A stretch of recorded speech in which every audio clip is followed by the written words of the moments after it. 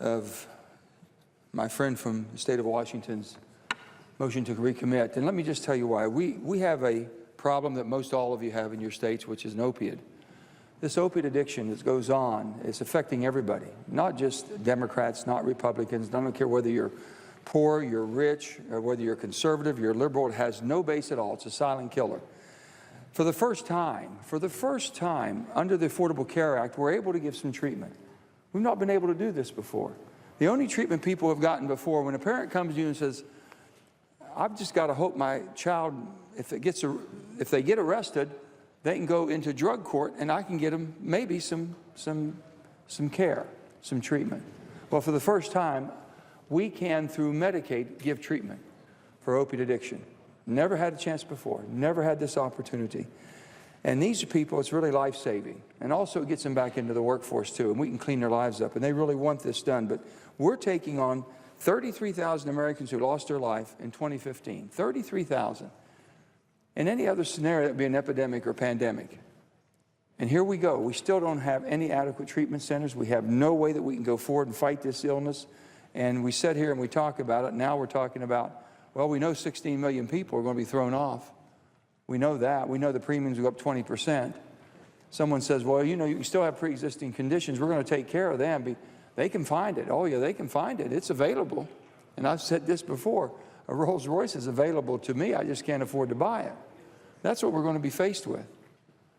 But this is fixable. And what we've said about fixable, we as Democrats, there's those of us in this body that will sit down, as Senator Murray has said, we'll sit down tonight. We'll start tonight if you want to, and look at ways that we can make this more effective, more beneficial for everybody. When you think about the reinsurance, we know it's worked in Alaska. The Affordable Care Act, or the so-called Obamacare, has been out long enough now that we know where the problems are, we know where the fixes need to be, and we know how to do it.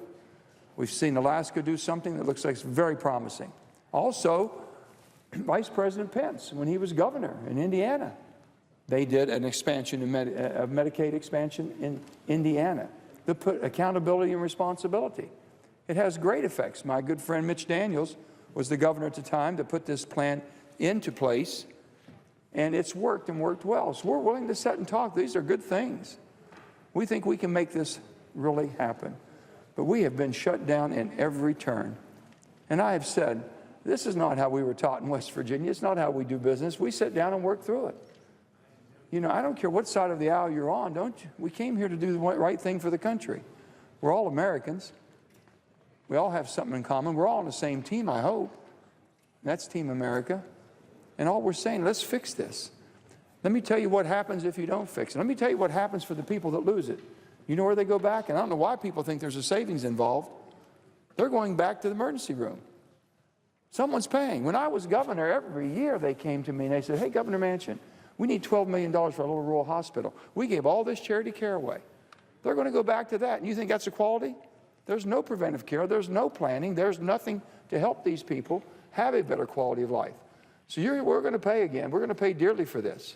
And we're not going to have any chance to get people back in the workforce. So all we're asking for, please, vote for Senator Murray's motion to recommit. Give us a chance to do what we were sent here to do. Let us work the legislation. Let us sit down and find the commonality that we can find as Americans and moving forward with a piece of legislation that can change people's lives, that can save people's lives, that can give them hope again for the first time. That's all we're asking for. So, Mr. President, I would ask each and every one of us to search our souls and our hearts, what we're here to do, what our purpose of being here is, and give us a chance to fix a health care system that needs to be fixed, but also needs to be available for the people of my great state of West Virginia and everyone in this great country. And with that, Mr. President, I